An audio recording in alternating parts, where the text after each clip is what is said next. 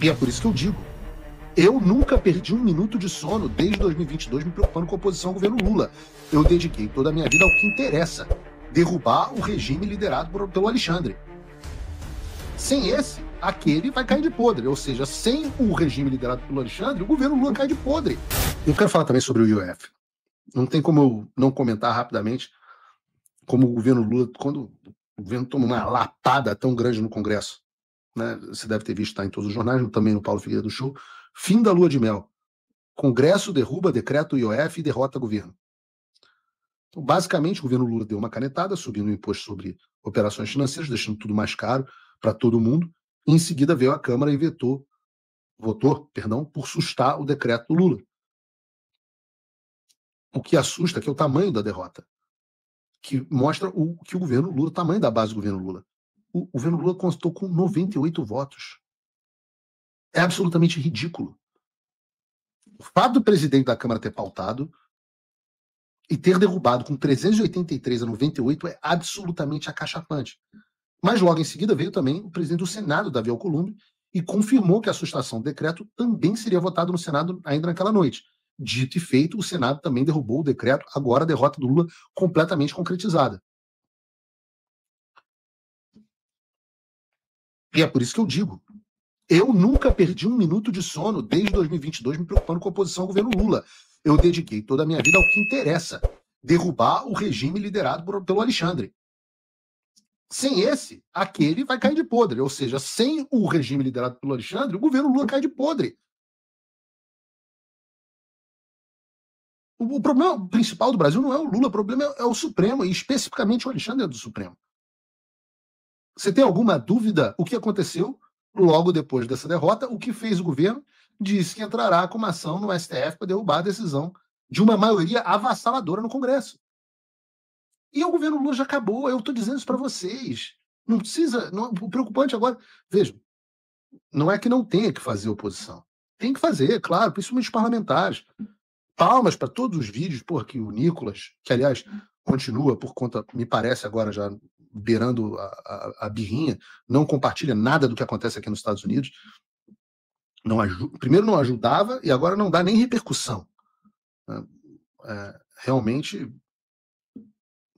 absolutamente decepcionante. As pessoas vão se mostrando com o tempo.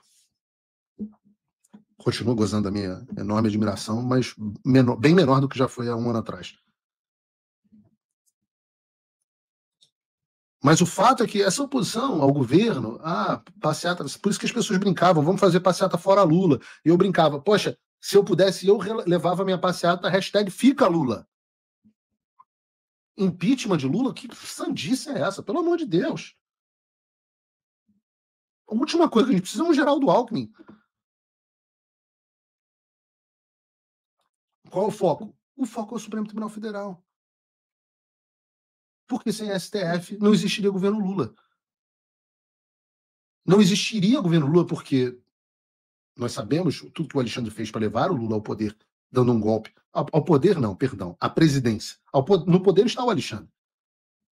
O Alexandre, tudo que ele fez para levar o Lula de volta à presidência, dando um golpe de Estado em 2022, consolidando a ruptura que a Folha de São Paulo acha que não existiu, mas também quem mantém o governo hoje é o Supremo Tribunal Federal, e a única esperança do Lula é o Supremo Tribunal Federal. Não é possível nem sequer pensar num futuro onde o governo Lula não esteja amparado pelo Supremo Tribunal Federal. O que eu quero dizer com isso? O que eu quero dizer com isso é que, do ponto de vista eleitoral, o governo Lula acabou. Pega a última pesquisa do Paraná Pesquisa e vê que o Bolsonaro, olha, um cara que está todos os dias nos jornais sendo chamado de criminoso. Todos os dias. Um cara que, em tese, sequer pode ser candidato. E a última Paraná Pesquisa mostra ele 7 pontos à frente do Lula. 7 pontos. Aumenta essa imagem aqui pra gente, Bruno. Vejam o resultado da situação do Paraná Pesquisas. Não só isso, mas os familiares, ou o caso do Tarcísio apoiado por ele, estão em empate técnico ou ligeiramente à frente do Lula. Vejam, Michele Bolsonaro pontua quase tão bem quanto o próprio Jair. Tarcísio de Freitas, 43-40. Eduardo Bolsonaro também empate técnico, 39,1 a 41,6. Adianta se livrar do Jair Bolsonaro? A gente entra na discussão de quem seria o melhor candidato. Eu tenho dito, já estou defendendo isso aqui antes de ser modinha, que não o melhor candidato, o melhor presidente para o país é o Eduardo Bolsonaro.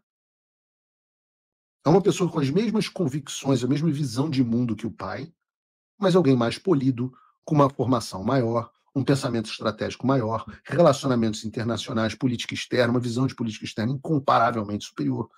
Um cara que tem trânsito nos Estados Unidos, na Espanha, na Itália, na Polônia.